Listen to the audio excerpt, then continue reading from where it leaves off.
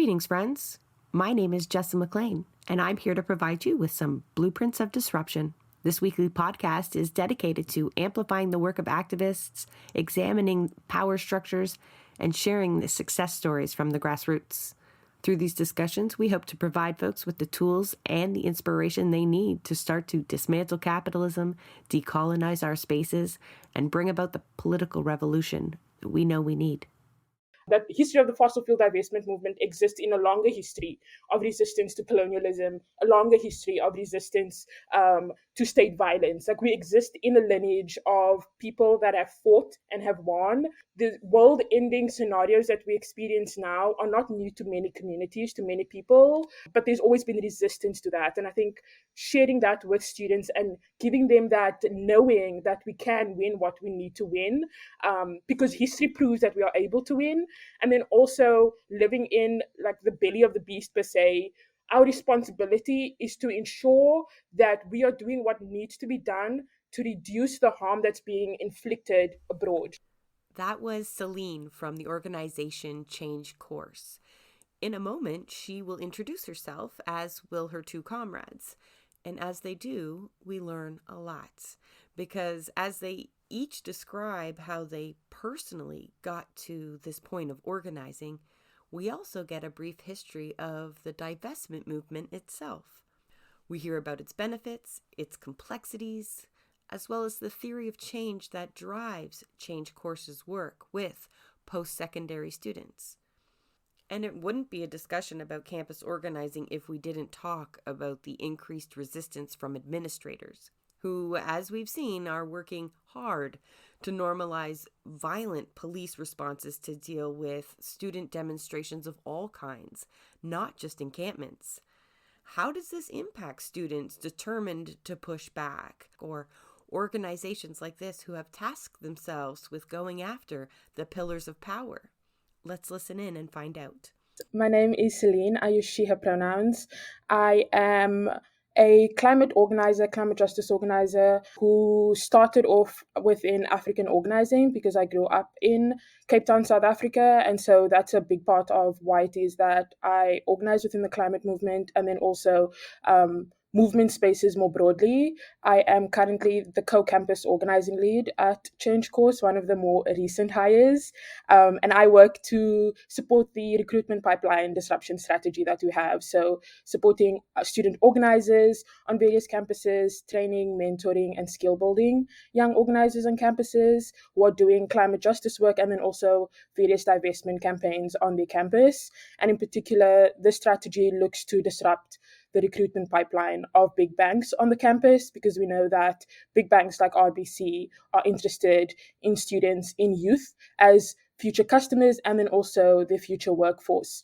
And so in the support, we're just really trying to say that if big banks like RBC don't stop the investments in these disruptive industries, students will stop their labor at these big banks. So really just supporting young organizers and skill building, because that's necessary, not just within the work we do, but broadly, necessary skills in just general life. Yeah.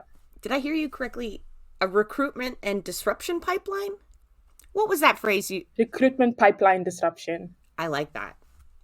I feel like that's the episode title. Anyway, sorry, I had to make sure I heard you correctly there. These are definitely my kind of people. Evelyn, can you please introduce yourself? Yeah, so my name is Evelyn. I use she and her pronouns, and I work with Change Course. I've been here since we founded in 2021. So I was formerly a student at U of T, studying math, which has nothing to do with what I do now, and was kind of like on the periphery of my campus's divestment campaign. So U of T kind of has a history like many Canadian schools where there was like a really strong divestment campaign. It was brought forward to the Board of Governors. There was going to be a vote on whether or not to move forward. Everybody was recommending like divest from fossil fuels. That's the way to go. And then the president said, actually, no, we're not going to do that, and cracked down. And so that kind of fell apart. And then this new campus group called Leap U of T emerged, founded by somebody named Julia.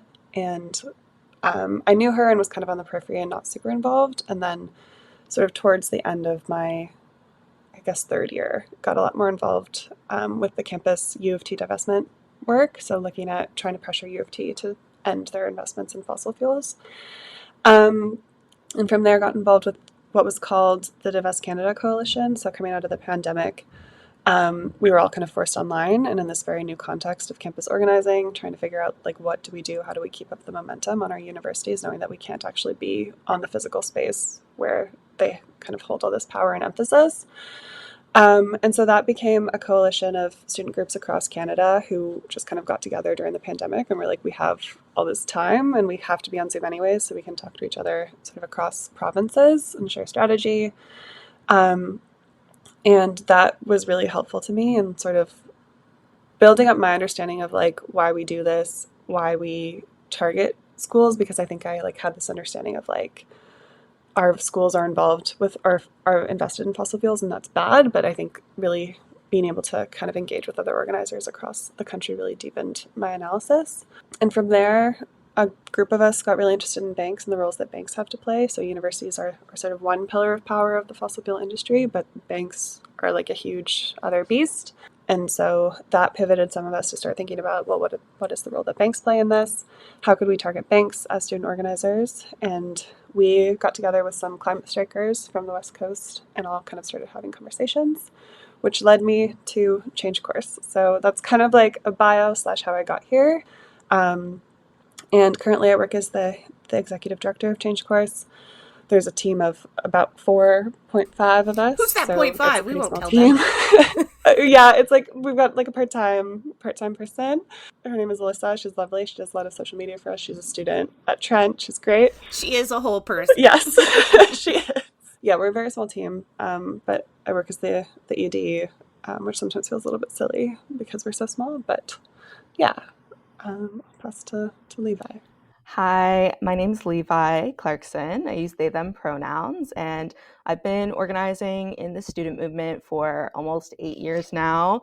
I'm one of the campus organizing co-leads at Change Course, and I started organizing for free education and support for survivors of gender-based violence on campuses, which led me to join the fight for Indigenous land rights and climate justice, just seeing how those issues are so interwoven and intersect, and they really are all the same fight.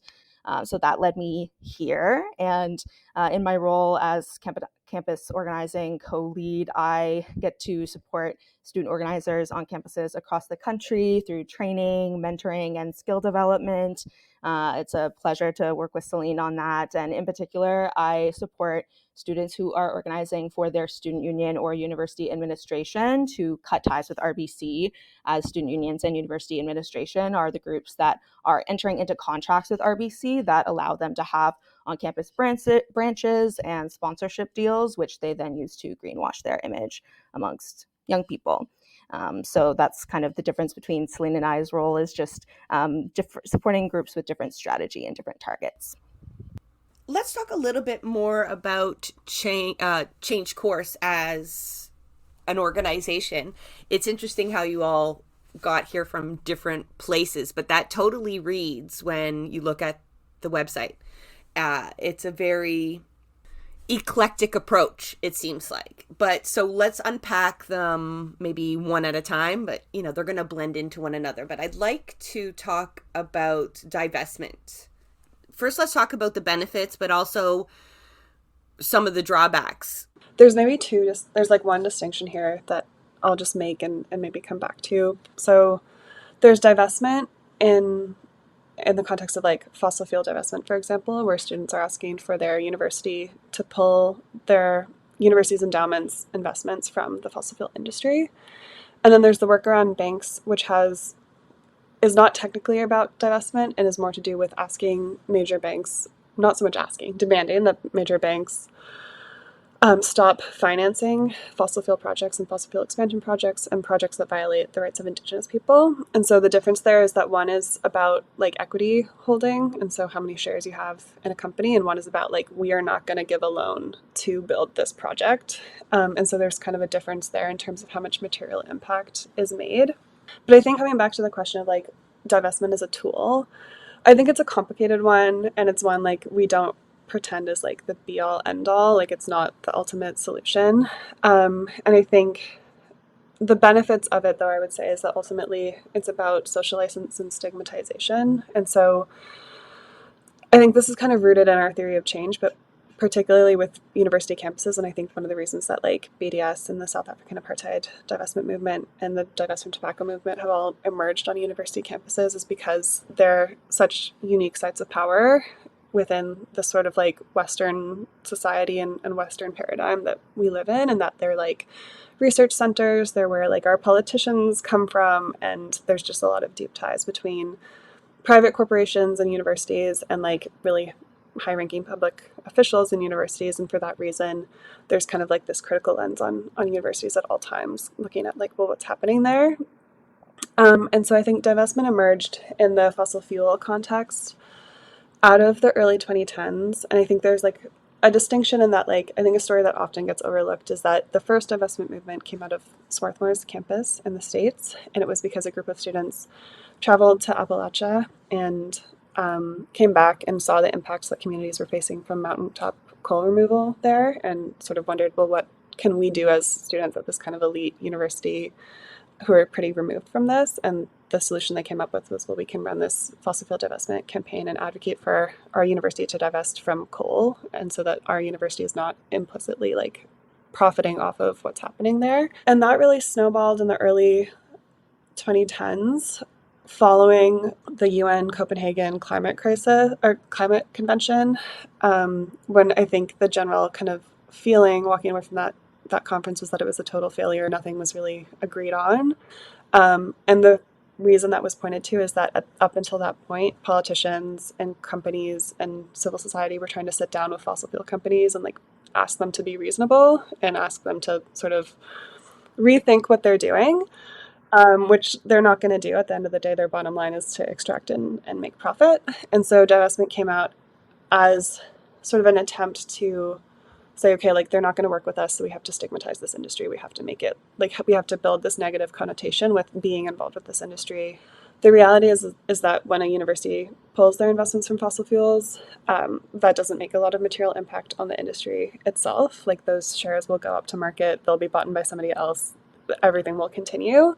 But it does have a really powerful say in that, like, the way that money moves and the way that money is spent and invested is very, we're taught it's very not political, and that like you invest your money here and here and here, and you diversify your portfolio, you increase your returns, and that's just the way that it goes, and we don't question it. And so by kind of putting this critical lens on that and really questioning what that means and why we do that, there is a pretty powerful, I think, social impact that has kind of snowballed into this bigger movement that has ultimately led us to be like, well, now that we've kind of built that foundation for what it means to take away like material capital support from an industry, how do we then apply that to major debt financing institutions that are providing the loans that are actually needed to make these projects move forward? That stigma is important, right? That stigma is important because we're seeing a lot of people who realize things aren't all right, right? Maybe not climate related, but just in general, and they're not pointed in the right direction. They don't know who their enemy is, right? And again, a lot of people maybe realize where the problem is, but they are stuck trying to sit at those tables still, plead, build relationships with capital as though they can convince them, and that's a lot of wasted energy. So I'm starting to understand the benefits of divestment beyond, any kind of material hits that the bank might take. Yeah. And I would also say, like, when it comes to the universities, another angle was like, I think there had been this, I was not super around at that time. I was pretty young, but I think kind of early 2000s up to the early 2010s, there was a lot of emphasis of like, make the company make the decision to change. And so the divestment movement on campuses, at least, was an attempt to step back and say, well, they're not going to change, but like, what are the pillars that sit under them that we can change that will kind of offset their power or take away some of that power? And universities is a big one. As I said before, as like a site of just like a lot of social power, a lot of social influence. And so I think those kind of come from, those are like the benefits of what I would say divestment is. I think in terms of like your question around limitations, it definitely, yeah, like I said, like in terms of the university level divestment, it doesn't make a huge material impact necessarily. And then I think ultimately it's like, it's not the be all end all. We can pull our investments from fossil fuels, but wherever they end up going are likely going to be extractive, harmful, profit driven industries. And so there is this kind of like constant, it doesn't dismantle capitalism by any means. It just kind of uses what we can as a tool to leverage our power. And so I think then kind of coming back to the distinction between, when it comes to the bank's work, ultimately what we're trying to do is apply pressure via campuses and all these campus connections, because, you know, these companies are competing to get attention on campus because they know that these are really unique kind of spaces where they're competing for customers, they're competing for like top talent, as they say. They're in this like talent war with each other to try to recruit the best folks to come and work for them, and so on and so forth. So they really care about their image on campuses, and they really care about taking up space on campuses. And so we know that that's something that can be leveraged, and similar tactics can be used to kind of focus in on those sort of strategic points of intervention, to ultimately move these big financial institutions to say, okay, like, we're not going to finance these new projects. And that would have more of a material impact on the way that these projects would move forward. It would make them slower. It would make them more expensive. It would make it harder for them to find the needed like capital that they need to keep expanding. Well, any thorn in their side is a good thing, right? Any thorn in their side. Do either Levi or Celine want to touch on, the choice of divestment as a tactic before we kind of branch off into like campus organizing? Yeah, Levi. Yeah, just on the like stigma piece and kind of reputational damage, I think, our movement poses a really big reputational risk to the banks in the work that we do, particularly on campuses like Evelyn mentioned. RBC and the big five banks pour millions of dollars into having these on-campus branches and on-campus presence for a reason. And it's definitely not the benefit of students or promoting financial literacy, which is what they love to say, that they're there to like support students with their financial literacy. Meanwhile, if you're on the ground on campus, you can see there's like never anyone in these branches a lot of the time. It's really just taking up that space. And RBC really uses this as like a branding thing, a promotional thing. We see the same thing happening with like RBC pouring so much money into sponsoring certain things on campuses, whether that's a food bank or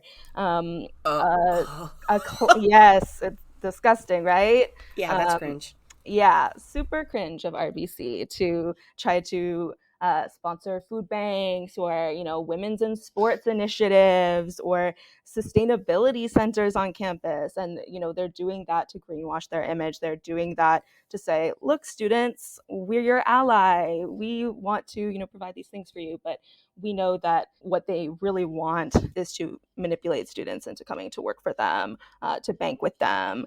And so by calling out RBC's presence on campus and protesting that presence and taking steps to kick RBC off campus, that presents a really big reputational risk to them. So I think that is what is most impactful about our strategy.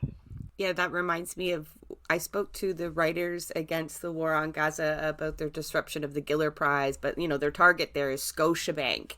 And through their tactics, they were able to make it so that Scotia spent all of this marketing money to look really bad, right? So let RBC, try to spend all that money to get on campus. That just gives you folks a nice target, a nice spot for red paint, perhaps. Just suggestions. But, a way to really turn their dollars against them. When we're talking about students, it's assumed, but I'm just going to articulate it like they're our future, right? So if they are learning this in school along with their majors in math and all these other things, this is a good thing.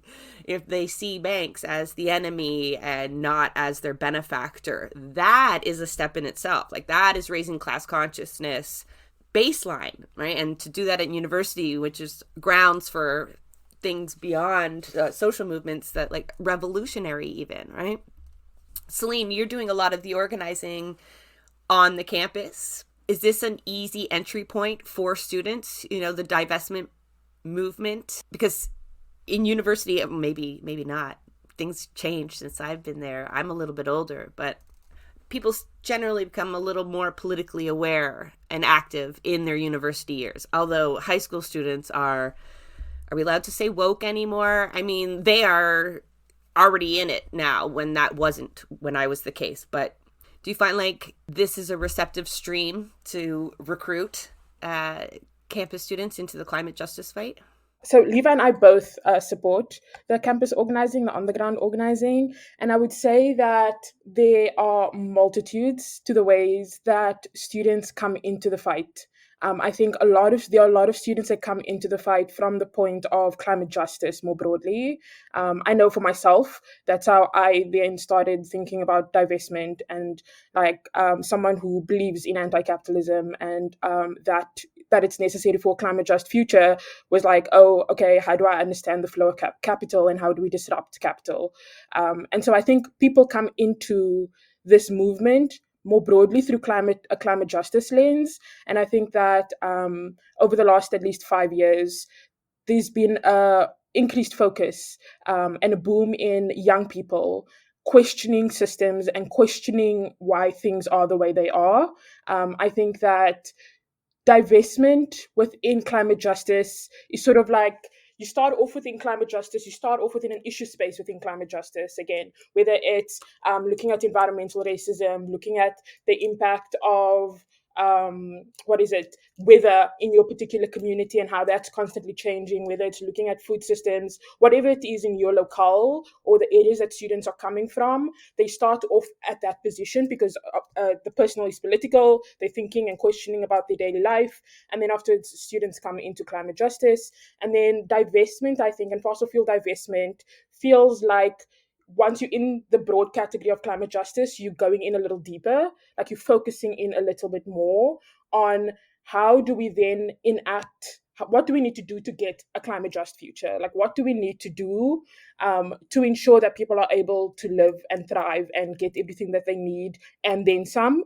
And then fossil fuel divestment, I think, is like if you're trying to focus in on what you're doing. And so I think I wouldn't say that students necessarily immediately come into divestment. And I'm doing this long-winded way of answering because, as someone who is a Black environmental organizer, divestment wasn't necessarily something that I was immediately drawn to. And I don't think members of my community at large, en masse, are also immediately drawn to, because there are other things that we are focusing on. There are other things that are front of mind.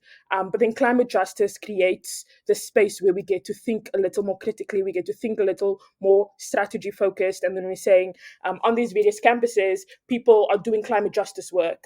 And then there's this Banks campaign on the campus, but it's not the only thing that students are doing within their work.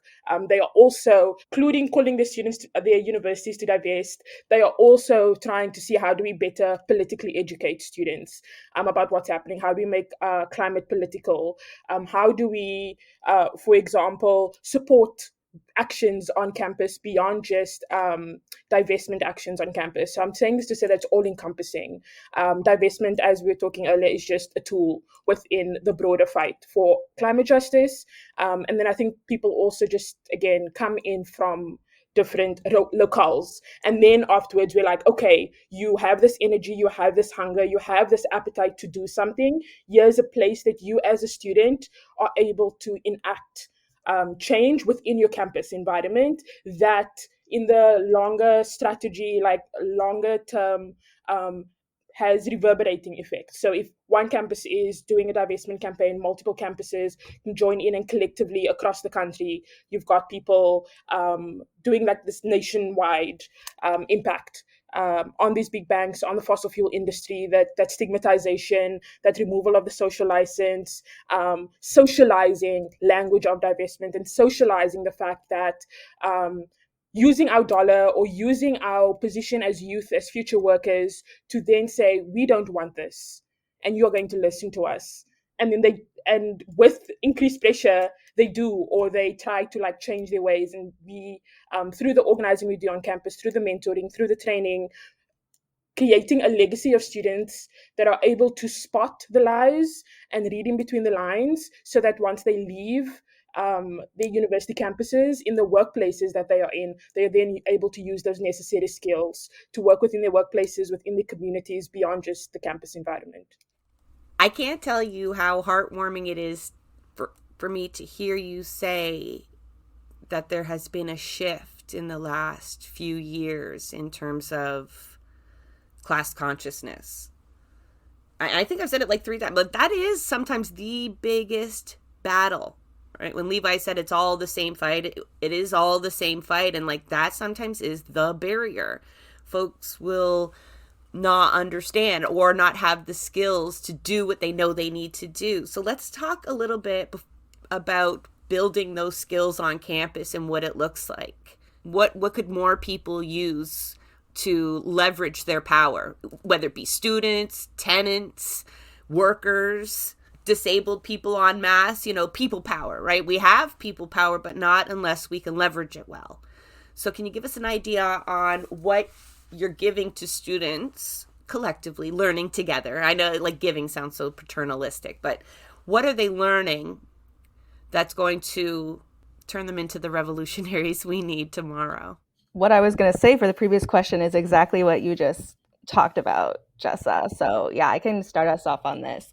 Yeah, I think what we've heard from students about this campaign, which warms my heart, is that this campaign, the RBCF campus campaign, is really like kind of like an organizing incubator in a way where it really allows folks to gain skills that can be transferred to literally any movement, any other issue that they want to work on. And like Celine said, we have students that are working across multiple issues that maybe don't necessarily come to our space with climate being the first thing on their mind as well. Sometimes it's other things like the cost of living, Indigenous rights, all of these pieces that relate back to what the banks are doing as well. But we have amazing student groups that are making those connections on their campuses. Students are really concerned about where their money is going, right? And where their institution is spending that money, how they're spending it.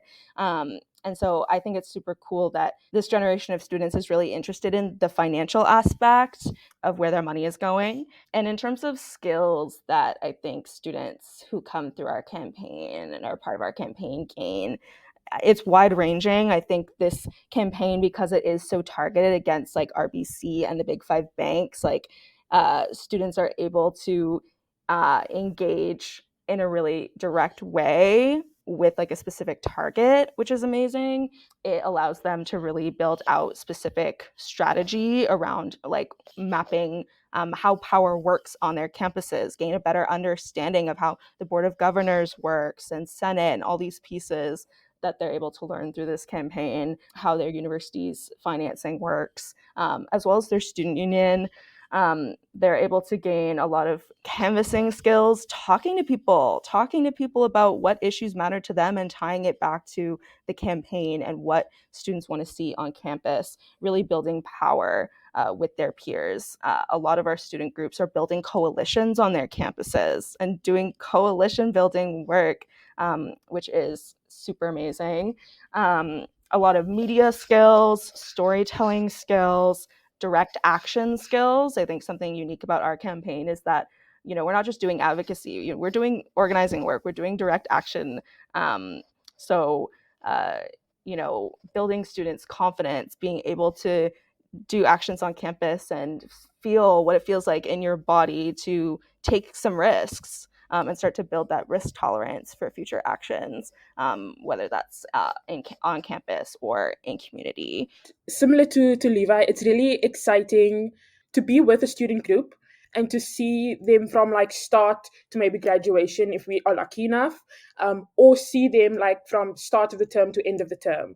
And it's really one-on-one relationship building that we do. I think that what's beautiful about Change Course, because I was a student like on the receiving end of a lot of the trainings that were given to a group that I was organizing with at the University of Waterloo, for example. And what I really enjoyed as a student was that responsiveness to what students need on their various campus. So yes, we are targeting a big bank, and yes, we're doing this bank's work, right? But then there are also particular issue points on various campuses that are unique to that location that also need action, right? And so it's really fun to be able to see, and really like fulfilling to be able to see students make the necessary connections, the necessary coalitions to be able to build that student power on their campus, because they get to understand that we are stronger together than we are apart. And universities thrive, just like the system itself thrives on divide and conquer. But students are like breaking down the barrier, breaking down silos, and through the skill building and through the training. Levi mentioned a couple of things that we help support in terms of training, either power mapping, power analysis, direct action, many different things that are needed to build out a campaign, campaigns 101, canvassing, relational organizing, how to talk to people that are outside of your sphere about a particular issue point. Like, these are necessary skills, not just for climate organizing, but for life in general. Like, if we are going to win the things we need to win, we need to be able to talk to our neighbor. We need to be able to talk to people in our communities. And so seeing students actually do that, and seeing students get excited to host events, get excited to engage in action and raise that like risk tolerance, and being excited to say that we have a bigger enemy and I want to be building with my fellow student to target that enemy is really exciting to be able to like witness as someone that is engaging with students one-on-one, and also just talking to students. And then also outside of the heartwarmingness of being able to see the way students take the trainings that we give, and the mentorship that we give into action, also there's that personal connection. I think the beauty of Change Course also is that one-to-one relationship that we have with organizers, instead of just we need this one mainstream blanket campaign that can be applied in every context. We really are like engaging in relationship with people. And again, as someone who was on the receiving end of this, is I got to know Change Course team members one-on-one, and now I'm working with them, which is beautiful.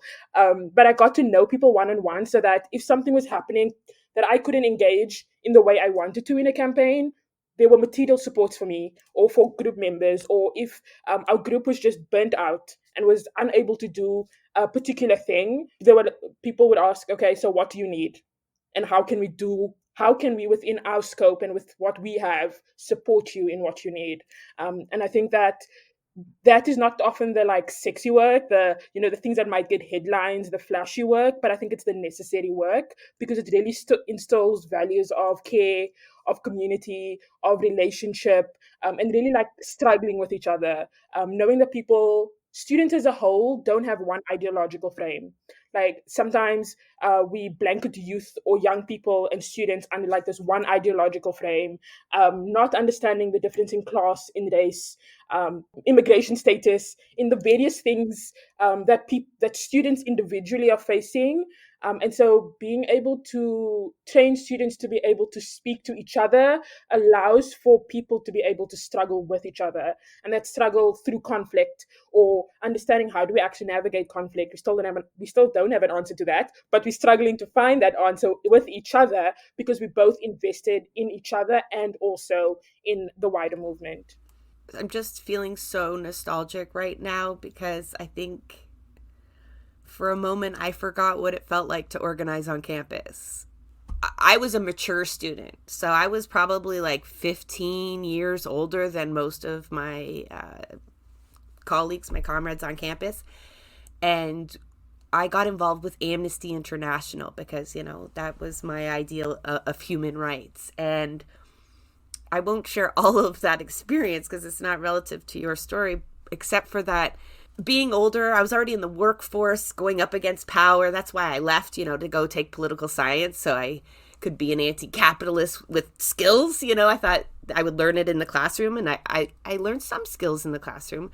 But the bulk of the tools that I still use today were learned organizing with my fellow students and going up against university admin and building coalitions around divestment.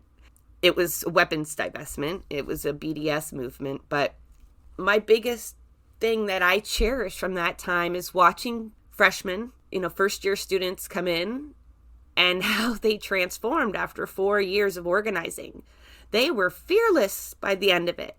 They understood there was no sense in making friends with the top dogs, that that, you know, they had to learn some really hard lessons. We all learned them side by side, but the growth that happens at that stage and kind of when you understand the levers of power, right?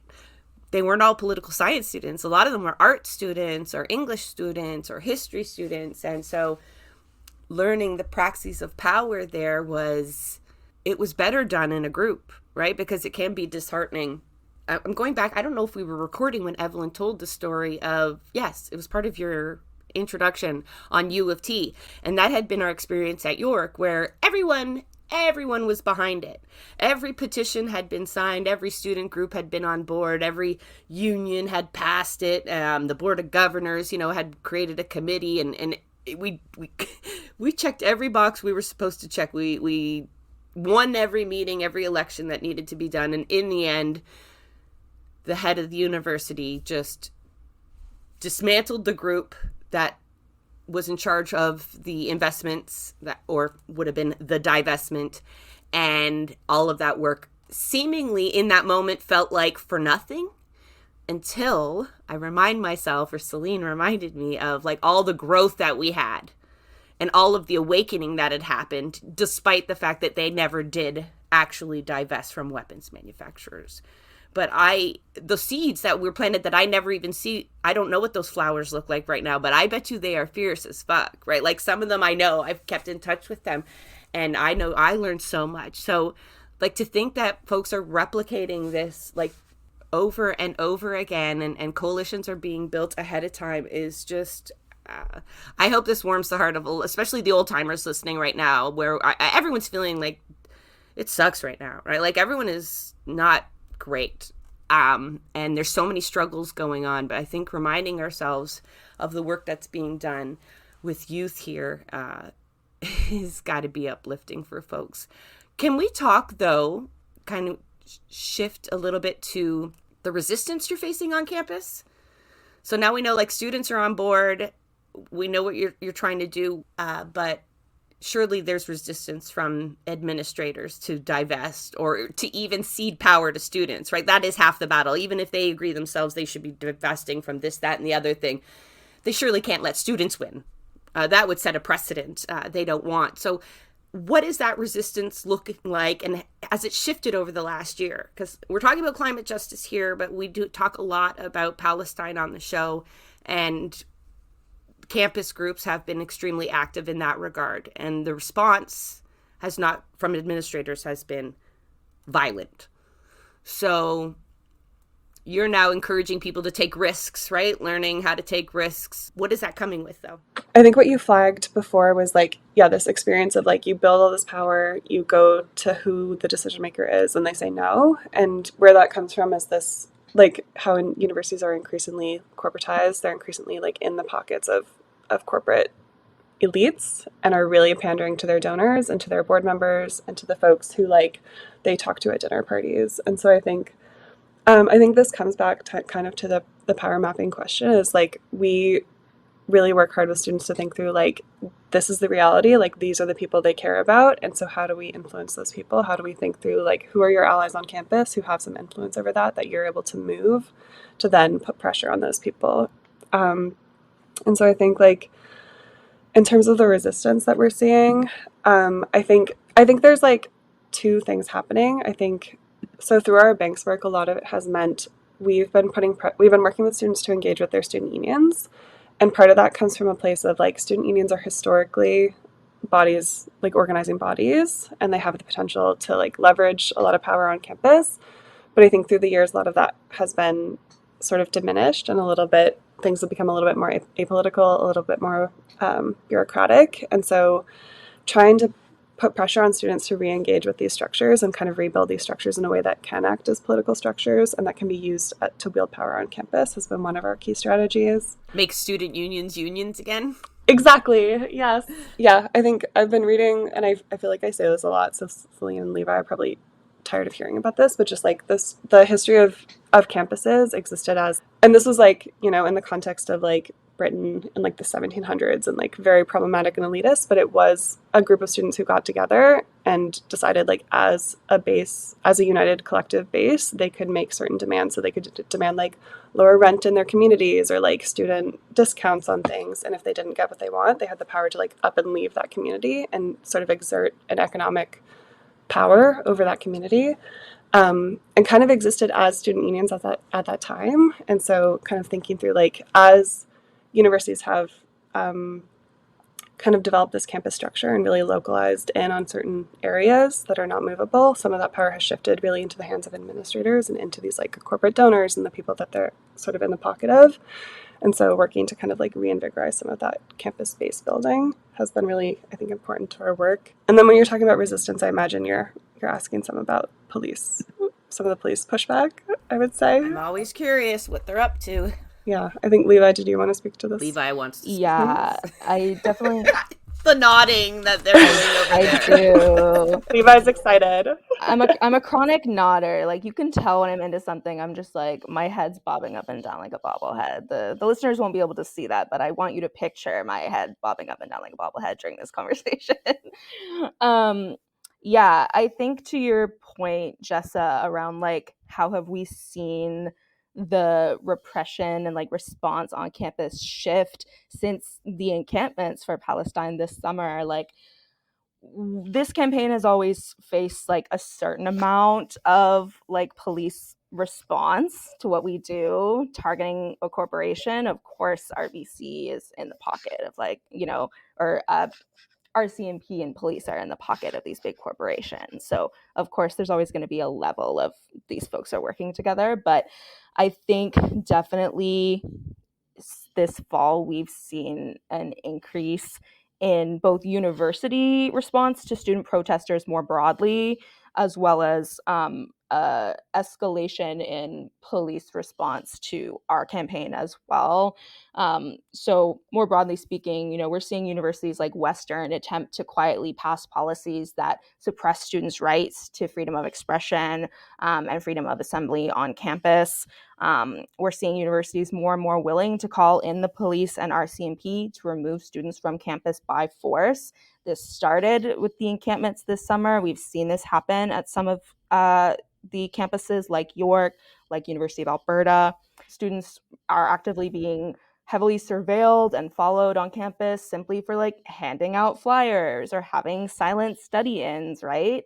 Which is a pretty dramatic escalation.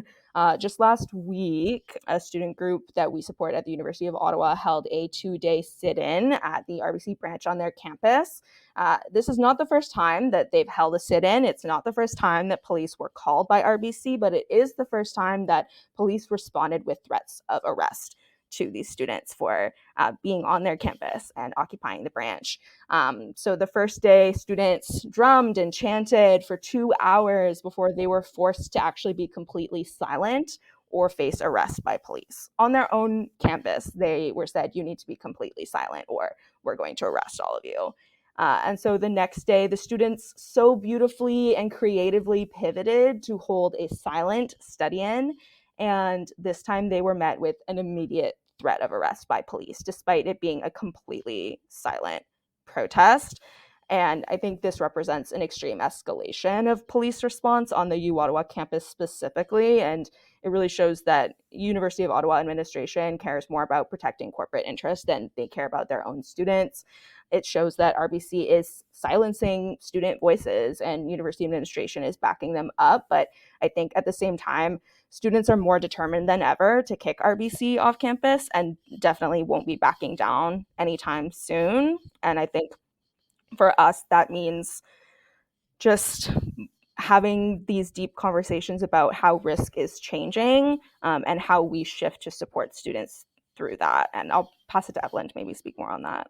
Yeah, I think just to build on that, I think what's most noticeable about this is like when we founded 3 years ago and really honed in on sort of this campus RBC branch strategy about 2 years ago.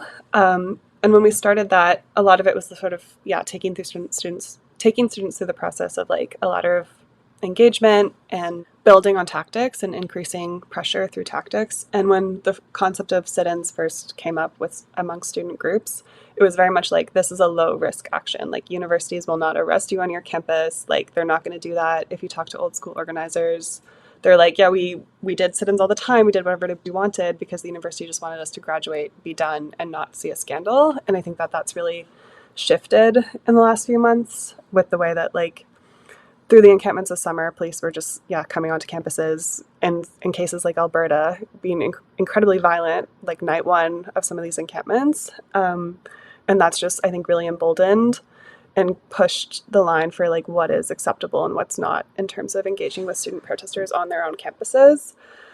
And I think in a lot of the cases, these universities have their own like bylaws that limit how law enforcement can even be on campus, and some of that is just kind of like getting swept under the rug. And yeah, we're seeing universities really say like, you have to tell us how you're going to protest and where and when, and then we're going to tell you if that's okay, and then if you can hold the protest or not. Like, that's kind of the attitude that they're taking. Like, I think Levi mentioned Western, and I think what was really telling there was they put out this statement saying, no picketing without approval in the middle of an active strike. And it's just like a wild attempt to really, push back on some of this work that's happening. And I think also what we're thinking about is like, there's likely going to be a change in government in the next several months, and that will likely come with even more like emboldening of police suppression of this kind of work. And so just really thinking through for ourselves, like, I think we're really trying to answer this question right now because it feels very new after the summer of like, how do we navigate this? What does this mean? And where do we go from here? We all are, Evelyn. Like, we all are just sitting here and all the rules have gone out the window. All of them. Like, we used to understand that a certain amount of public pressure under a politician would force them to move. We used to think a certain amount of number of people in the streets over and over again would be enough to maybe sway. Because long ago, I think many of us have given up on just presenting facts to people, right? It's like about demonstrating our people power. And although it's disheartening, to hear that all these bylaws that were put into place to give you to secure rights as a student are going out the window, and all of these other mechanisms that we've had aren't even working. It also it frees people up to not waste their time in certain avenues when there's no point in checking those boxes because the rules have changed, right? It ups, I think, your ability to convince people to risk more.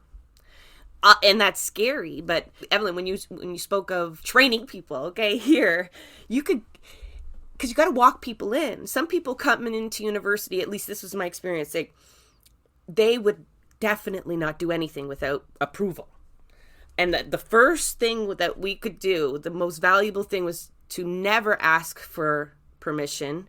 You worry about asking for forgiveness. Maybe. All right? Like, just don't ask for permission, because if you get permission, then it's what they wanted. That's an avenue they can confine you within, right? That's why they let you in, because they know that there's no door out. Go on in, no problem. That's legitimate. That is not legitimate. And so anytime they point you away from something, that's actually where you're supposed to be going, right? Because these are not your teammates in any sort, like not admin, not the cops, not the government. Like, they are there to thwart your efforts. So you always have to imagine, like, whatever they're trying to get you to do, you should probably be doing the opposite. And like, to just get people past that barrier of seeking approval from administrators is a mental hurdle. But it's easier to do when the administrators are not fair, when they have so blatantly taken their mask off and says, fuck you.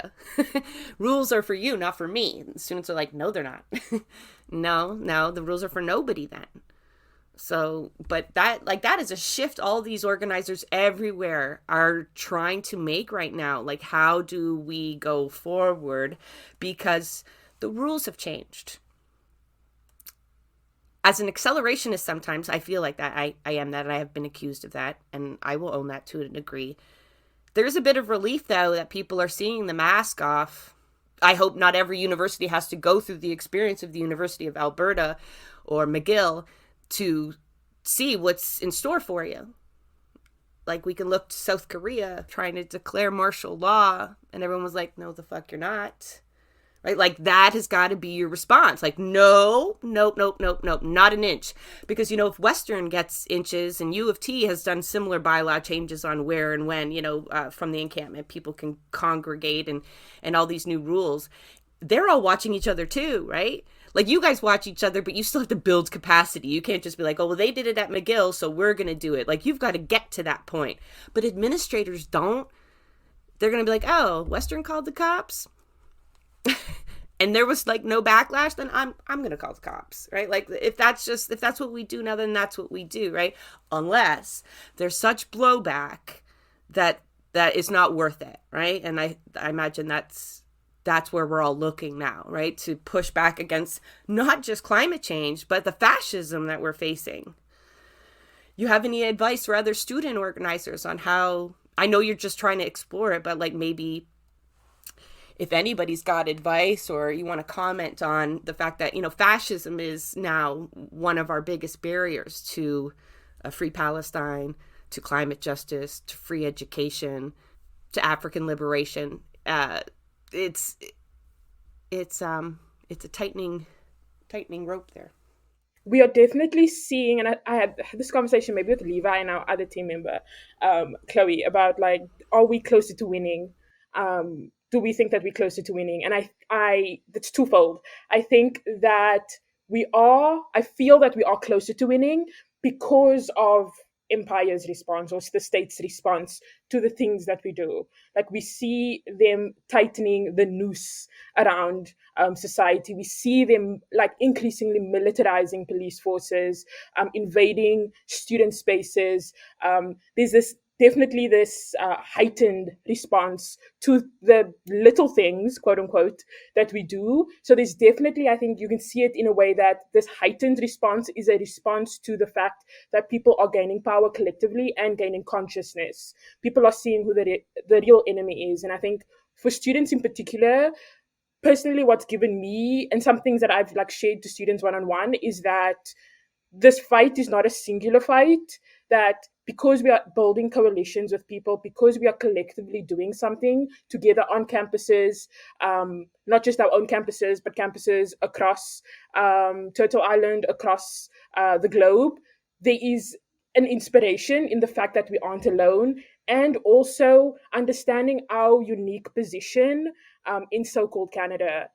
Understanding the role that students at universities and young people across the settler colony have, and the responsibility we have to each other, and then also the responsibility that we have across colonial borders is necessary, because then we also relieve ourselves of the pressure of feeling like the weight of the world is on our shoulders, that leads to burnout, that leads to lots of many like internal rifts within organizing spaces, that we feel that we have the weight on our shoulder, but understanding that we exist in a legacy, in a long lineage of people that have been, Evelyn shared sort of the history of the fossil fuel divestment movement, that the history of the fossil fuel divestment movement exists in a longer history of resistance to colonialism, a longer history of resistance to state violence. Like, we exist in a lineage of people that have fought and have won.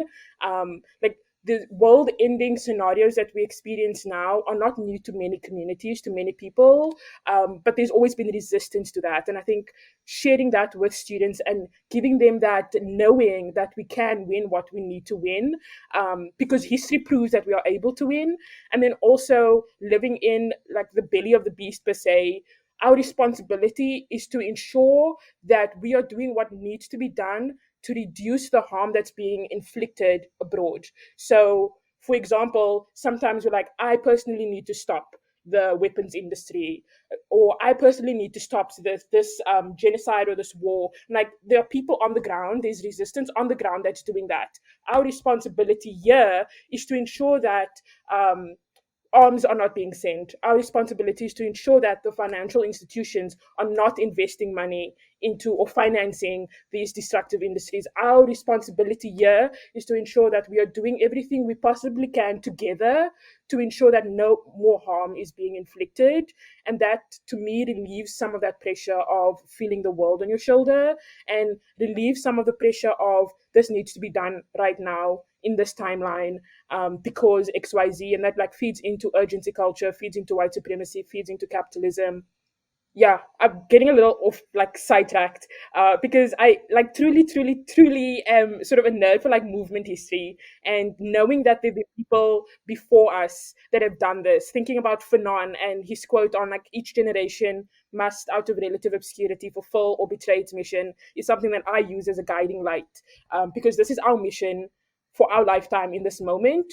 And we need to, wherever we are along the fight, whoever we are with, building together, because we know that that scares them. We're seeing that happen. We're seeing the arrests of pro-Palestinian organizers. We're seeing the increased surveillance. We're seeing universities being scared shitless and like trying to sue its students or taking its students to court. Like a university that you pay funds to is taking you to court. Like that's absolute. Like I trying to comprehend that is actually, it's I no words. But like we're seeing what's the response to what we're doing, and to me that means it's working.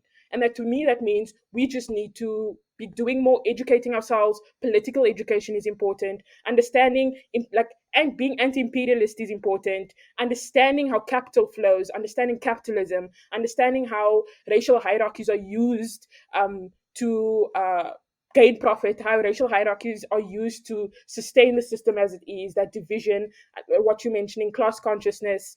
Those are sort of things that I think students are increasingly being aware of. And in the last year, sadly, has resulted, the last year of genocide, last year and 2 months of genocide, has created an opportunity for an accelerated consciousness building, and the masks have fallen off. And there's just the damage, the brand damage, to these corporations, to these universities, to these people in power has completely fallen off. And what is left for us to do now is to pick up that mantle and to be building together. Celine, that was pure fire. When you hear that back, you are going to know that it's pure fire, and that every student out there needs to hear that last. Well, I marked it when you started talking.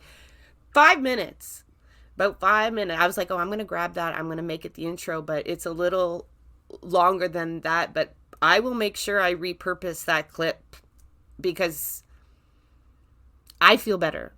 I get to that place, that urgency culture that you're talking about, and feeling the weight, even though I talk to hundreds of people that are doing the work, right? And they're all part of organizations and coalitions that are doing the work. But you said a lot with that 5 minutes, Celine, honestly.